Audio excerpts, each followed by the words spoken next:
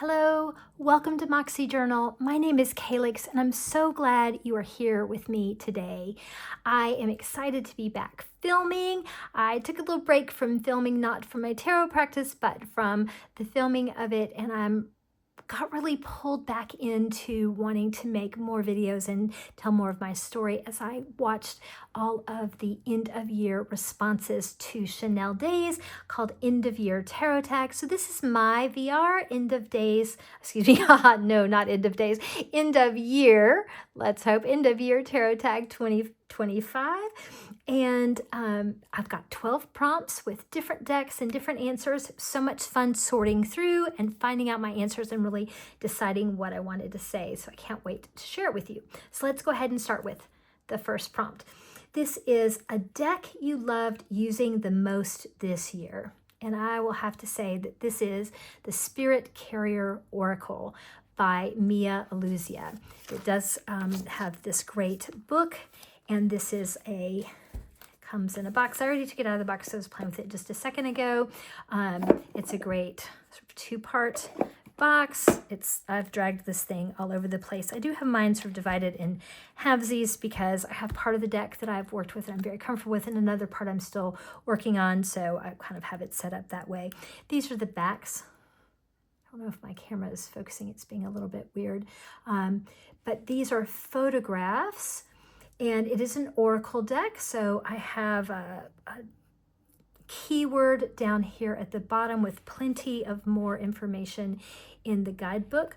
In the guidebook, it tells, this is, okay, blah, blah, blah, so many things to say all at the same time. They're fighting to get out of my mouth. I do actually have a whole walkthrough on this, but this deck is a combination of runes. So there are some cards like this one that have just a singular rune with natural elements around it, metals, stones, found objects, and that tell this story. And the guidebook has all kinds of really great information about it.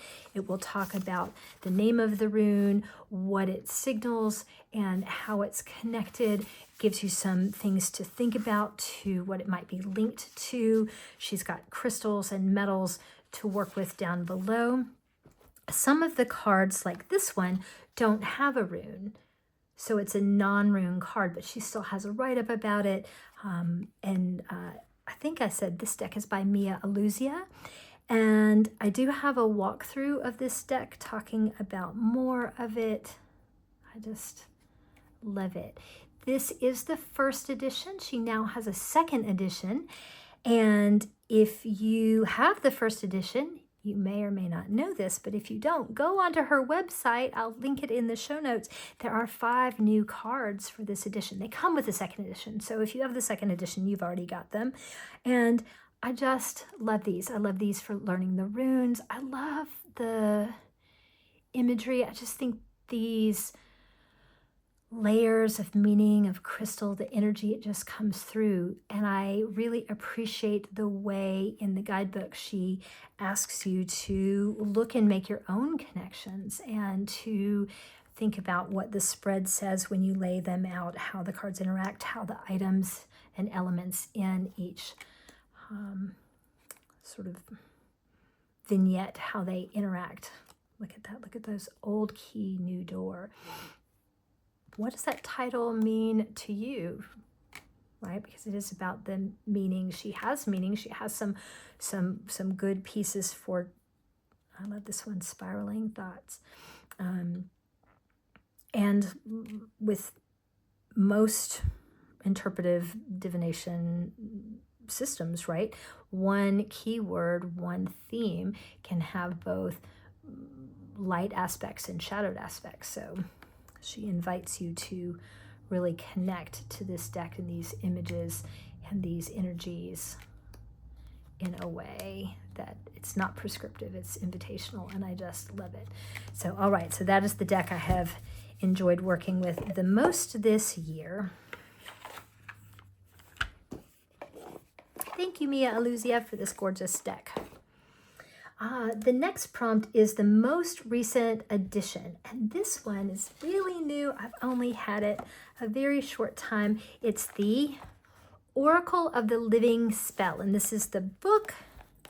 It's a guidebook. It's a very nice guidebook.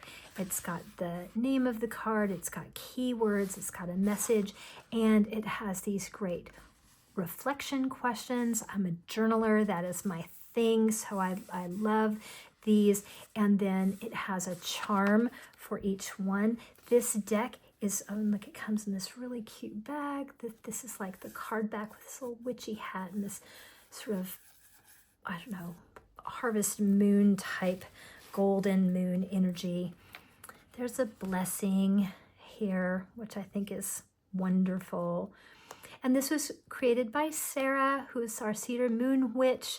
And I didn't know her channel before I found these cards, so now I'm just a total fangirl. And these cards, oh, this is the back, sorry. I have them mixed up. Okay, let me show. Here's the back, which was like the bag.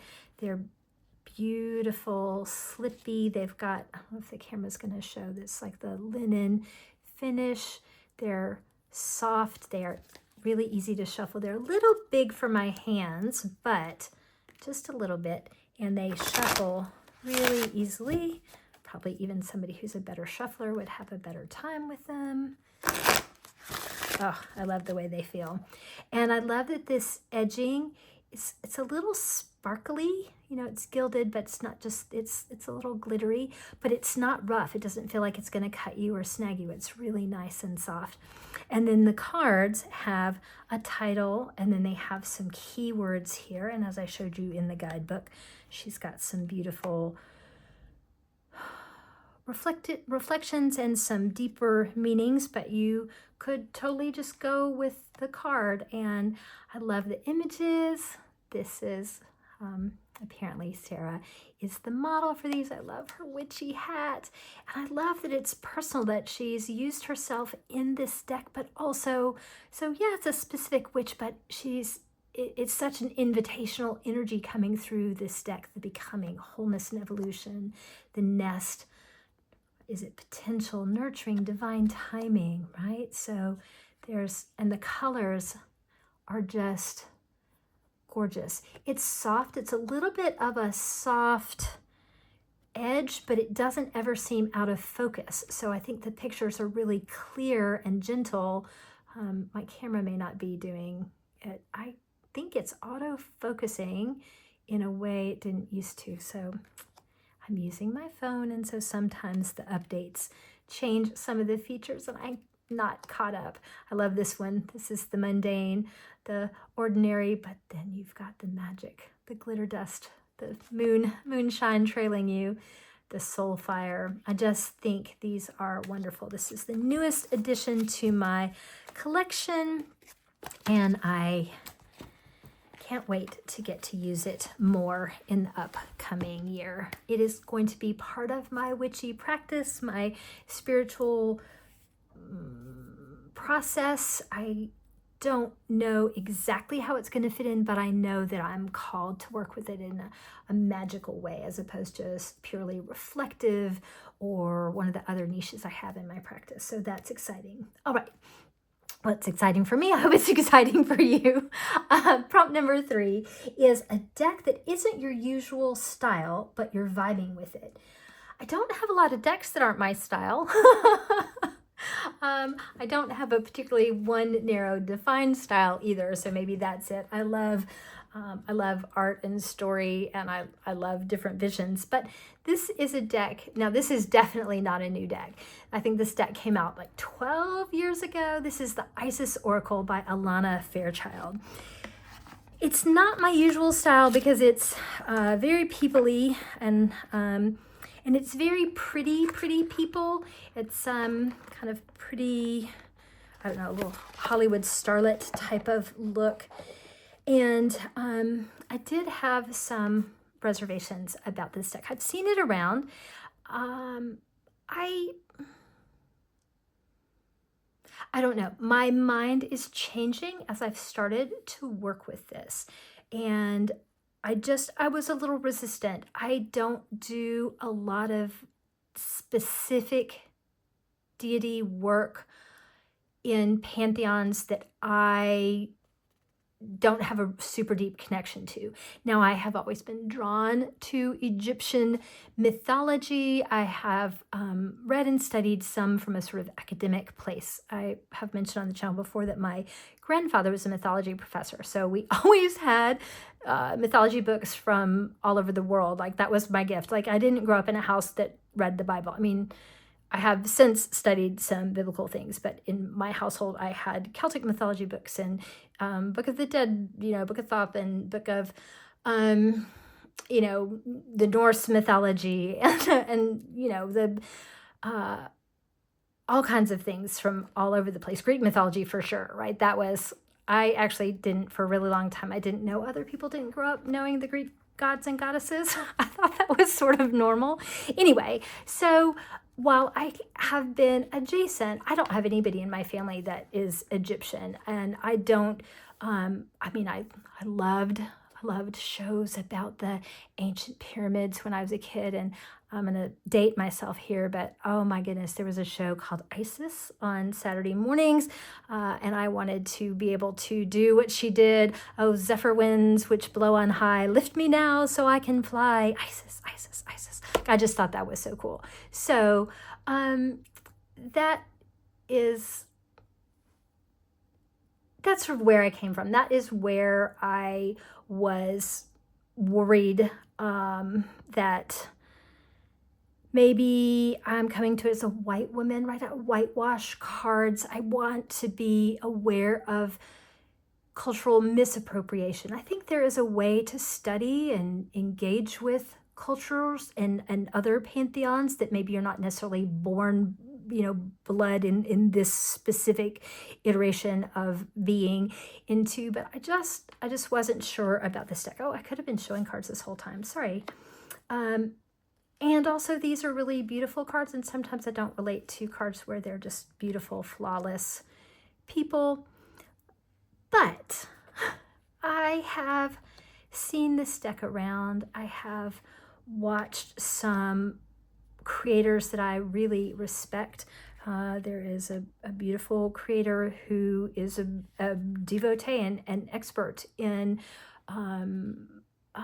magic with and working with the dark, divine, feminine, and Isis. I mean, this is a deck that she uses and really considers one of her soul decks, and she knows a lot and has studied. I also did some research and found some Black creators, some women two women who reviewed this deck, and one of them said that she truly believed that, she's always had a connection to Egypt, and she had experiences in her spiritual life, and she really believed that she had had an incarnation, a past life as someone in Egypt.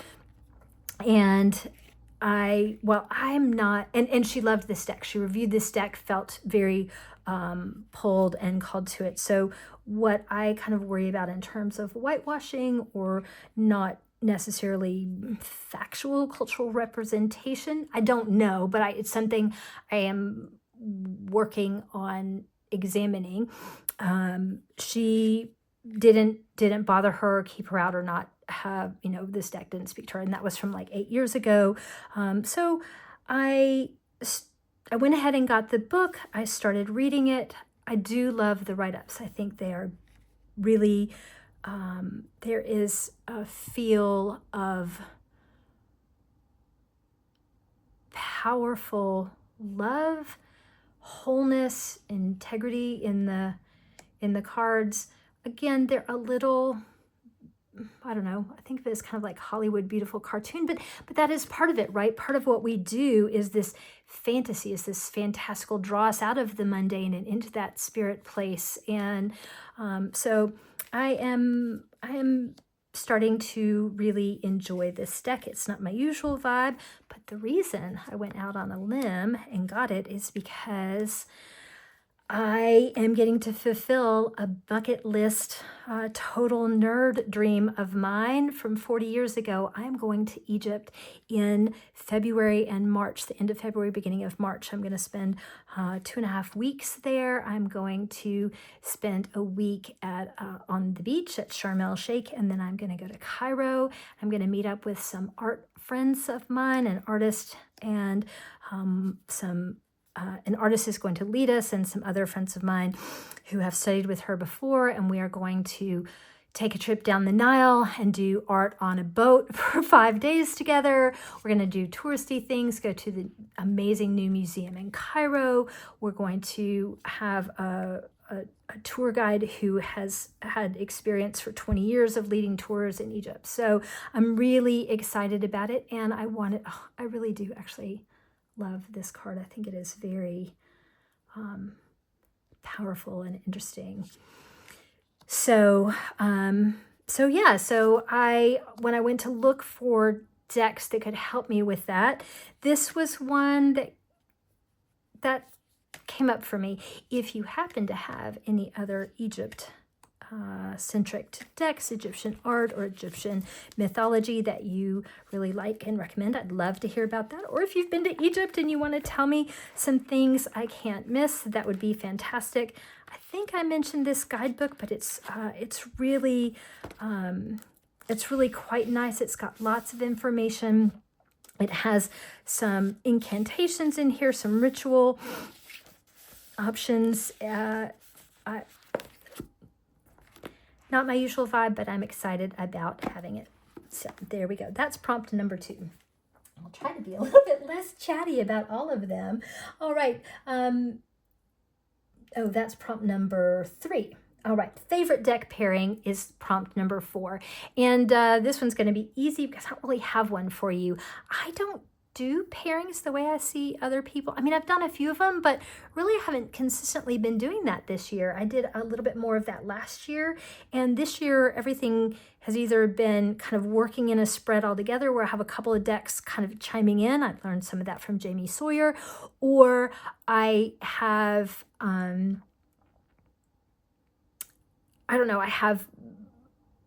working with several decks at the same time, but not with each other. So anyway, it's a lot of words for saying I'm skipping it. Number 5 is divination accessories. Well, the first one I want to show off is my cute little rug here. This is actually made from, it's sort of a rug.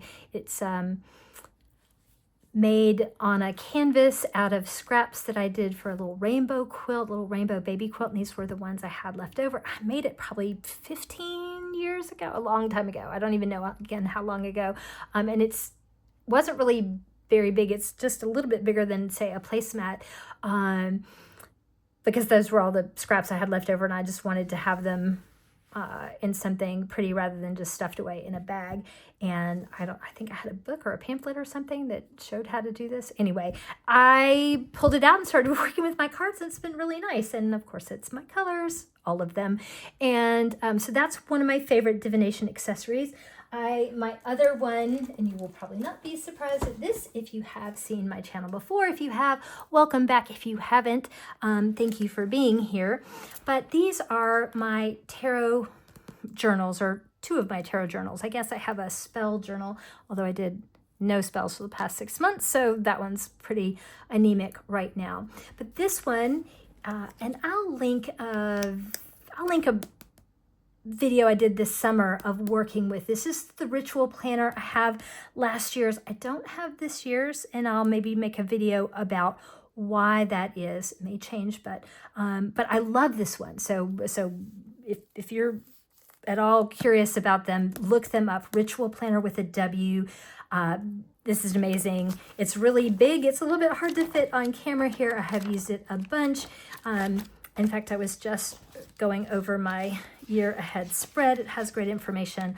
I love it. My other journal is my Welcome Aboard journal. This is a journal that I have where when I get a deck, I get a little experience with it, and then I do a reading, an interview, and I welcome it in, and I put my findings in here. I put maybe the little certification card or a little note that comes with the deck I put in here.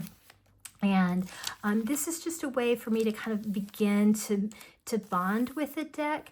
And I have, again, I've detailed this more, but these are two really crucial pieces for me. And I think I have just a couple more little divination accessories I want to show you because they do impact my journey. And so here are a couple of them. All right, so these little goddesses, these are by Bridget's Grove. Molly Reamer is their resin. This one is a little one that's got a little jump ring on it, so you can wear it as a necklace. And then this one is, and there's the camera picking this up. Maybe I should move this out. See if it'll focus. They're made out of resin. They're soft. They're really nice to hold in your hand, especially if you're a texture fiend like I am. You can use it to cast with. It's like a little miniature wand.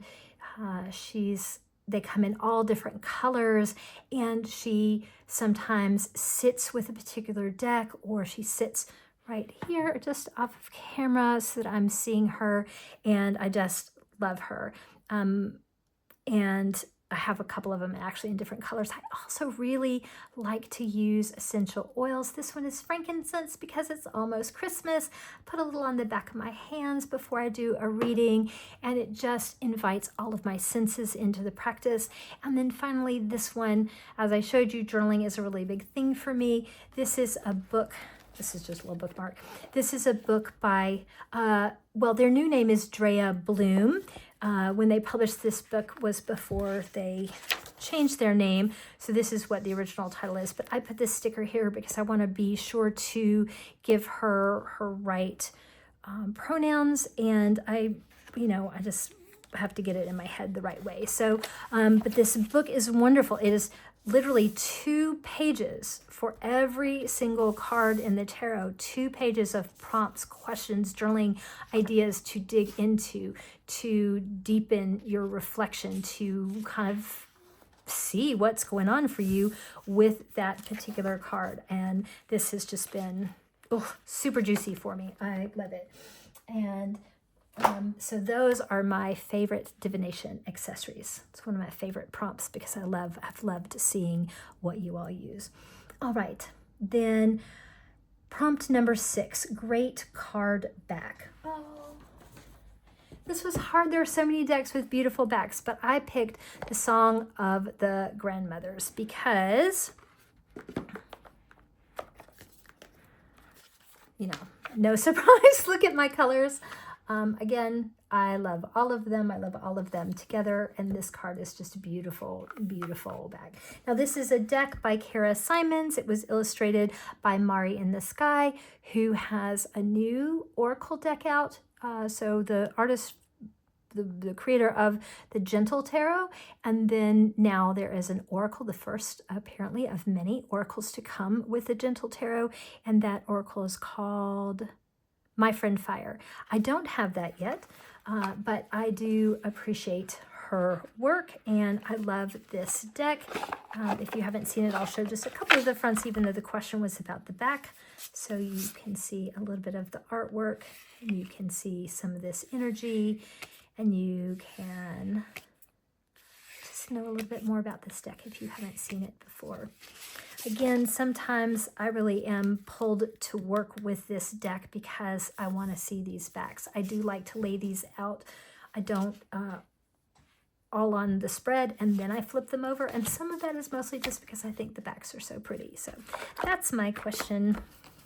My answer to that question, to that prompt, was number 6. So then question number 7, or prompt number 7, is a deck with a theme that you like. Oh my gosh, again, so many options, but I had to go with the New Wave Tarot by Chris Leach, who is Welkin. This is a Welkin deck, W-E-L-K-I-N. And I do think this book is amazing. It gives you so much information. And New Wave, it is all about the New Wave music. So these cards, every card in the tarot is associated with a group or particular song, usually an artist. And I think they are brilliantly connected. I think they are spot on. Again, showing my age, but Madonna as the Empress just rocks. Adamant, Page of Fire, Judgment, written and directed by John Hughes as a soundtrack. I mean, these are all the Brat Pack movies. Naked Eyes. I think it's amazing. And the book gives you so much information about the artist. And I don't know that much about music. I certainly didn't know any of the behind the scenes pieces, but the research in here is so amazing. It talks about which groups broke up and what that impacted and how that changed this, and then the songs that they came out with and how that impacted culture. So it really gives you an idea about why each particular card is associated with each particular artist. And I just think it's a really fun theme, and it's brilliantly executed. So, all right, moving right along. Number 8, most beautiful deck this year. Again, I don't know when this deck came out, but it was new to me in 2025. This is another Welkin deck, just like the New Wave. This is the Delian Oracle. And I mean, first of all, this box, look at how beautiful that is. And when you open it up, I just love these lionesses. And look at this. So the presentation is exquisite. And then we get to the cards themselves. I think the backs are interesting, although I do always kind of think of what was that little video game, Cubert. But these mosaics, I love that. And then you get to the cards themselves. This is an oracle. It does go, go along with it. It was made to enhance and work with the Odyssean Tarot, which I love. It's beautiful, but I don't actually resonate with it quite as much as I do this oracle. And these cards are numbered. It's an oracle. You will see some of the same characters and have pieces of some of the stories that intersect with the Odyssean Tarot, but they're no duplicates. They're different takes on or different enhancement of maybe a different part of the story or another facet of the character. And I just think these cards are just extraordinary. They're all different. I wouldn't say that they're necessarily at all even the same style, but they go along. Now, it's not quite as in-depth of a book, and maybe there's a separate Delian Oracle book. I know there often are bigger books, but I didn't see one or know of one. So if you know of one that I'm missing, please let me know. But there's plenty of information, right? So it gives you the title, it gives you the story, and then it gives you both the shadow and the light version of keywords. And it is an oracle, so you also use your intuition and what it sparks and what connections it makes for you. And I just again, I'll flip through a few more of these cards just so you can enjoy the beauty too. And some of them have a lot of detail, and some of them are, this is another one where the detail is interesting. So, all right. This one is hard for me to put away when I've been working with it. I had actually put it away and put it in order, and then I've been looking at it and just kind of oohing and awing and sighing over it. So there we go. That is the Delian Oracle as my most beautiful deck of this year. And then number 9, the prompt is a deck you wish existed or your unicorn deck. And if I understand the usage of unicorn deck, as in a deck that does exist, but that maybe you can't get your hands on, then I would say that would be, for me, that would be the Majestic Earth. It is a long out of print, very hard to get deck. If you see one, or if you have one you don't want, call me. But in terms of a deck that I wish existed, I I would really love a graffiti deck. I love urban art. If you have been on my channel before and heard me, you probably know that about me. And if so, then thank you so much for coming back. And if you're new to me, I'm a fiend. I love urban art. I love graffiti. I kind of attribute it to being born in New York City. So graffiti and the graffiti on subway trains really kind of came into being at about the same time as I did. And I am sort of that hip hop generation, and I have studied it and been attuned to it my whole life. Now I'm actually terrible at it, so I don't actually do it myself, but any traveling I do, I'm always looking for it. I document it wherever I go. And so I wish there, oh, this is a giant book I'm putting on my desk, and let me see if I can make it a little easier to, and this is a book called, well, it's an art book by some graffiti artists who started off on, let me see if I can back it up. Here we go. Oh, well, sorry to see a little bit of the messy behind the scenes stuff. Maybe I can do it a little bit more. Osgemeos. These are two twin brothers. They're Brazilian, and they grew up in Sao Paulo, and they have, they are worldwide famous. They've done music and art. They have murals. They are just amazing. There was an exhibit at the Hirshhorn in Washington, D.C. this summer that I was lucky enough to get to go see. And I just think that it would be amazing to have, well, first of all, I would love to have a graffiti deck that represented real graffiti artists. I've seen a couple of decks that look like they're AI. The art is not great. There's no guidebook. There's no attribution to any actual artist. Now, I understand that with tags and things, sometimes it's hard to actually find the artist because, that's a little bit of graffiti culture. There are also plenty of urban art murals and pieces that are attributed. So anyway, I just think that some of the brothers Osgemeos, I think that, and Osgemeos means twins in Portuguese, and which is what they're called. Anyway, this is an exhibition here. This is what sort of the scale of some of their work. They're on buildings. They're up all over the world.